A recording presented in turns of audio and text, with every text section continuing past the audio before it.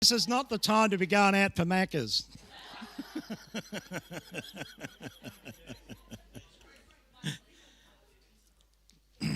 Luke chapter 6, verses 27 to 36.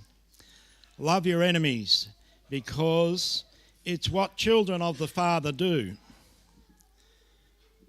The passage hasn't changed since Evie read it so well a moment ago. It still says, love your enemies. Maybe as soon as you heard it read, you already put it in the too hard basket.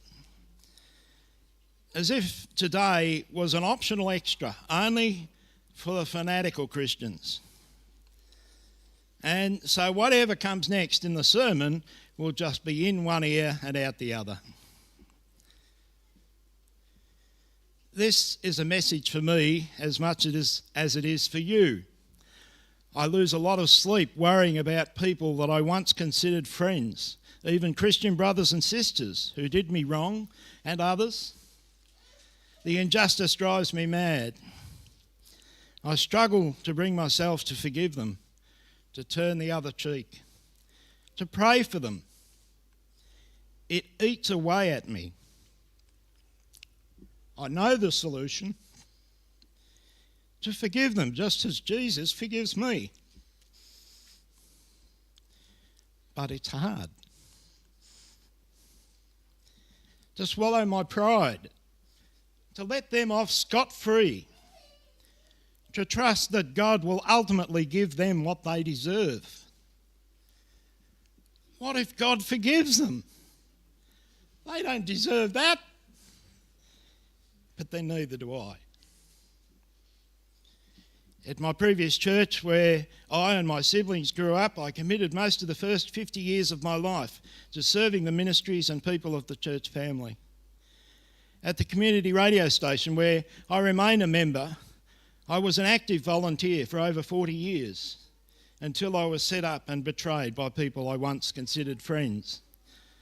All my effort over many years counted for nothing to those people when it didn't suit their agenda. But did you notice what Jesus says first in verse 27? But I say to you who hear. You see, disciples are people who hear when Jesus speaks. And not so words go in one ear and out the other. That will always be the temptation in a passage that says turn the other cheek. But it's hearing that takes words deep into your heart, that allows them to live there and change you. Before any of those hard things today, first Jesus says in verse 27, to you who hear. Next he'll be saying, everyone who hears my words and puts them into practice is like a man who builds his house on the rock and not upon the sand. So the question will be, are you listening? Because that's what disciples do when Jesus speaks. Jesus won't just give difficult commands, but a logic to change our thinking. And we're going to need all the help we can get, because today's message is not hard to understand, but very hard to do. There are many translations of the Bible, almost every language in the world, and variations on the English version, so we can choose one that's easy for us to understand. I wonder if you've seen this one from our church library. The Holy Bible, English version for the deaf. How does that work? Is it written in capitals? Is it in bold print?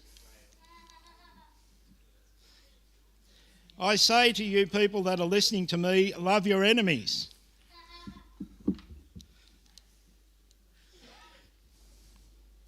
No.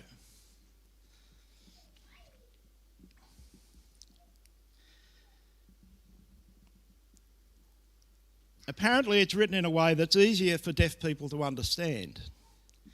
Now, I don't get it, but I guess I don't need to.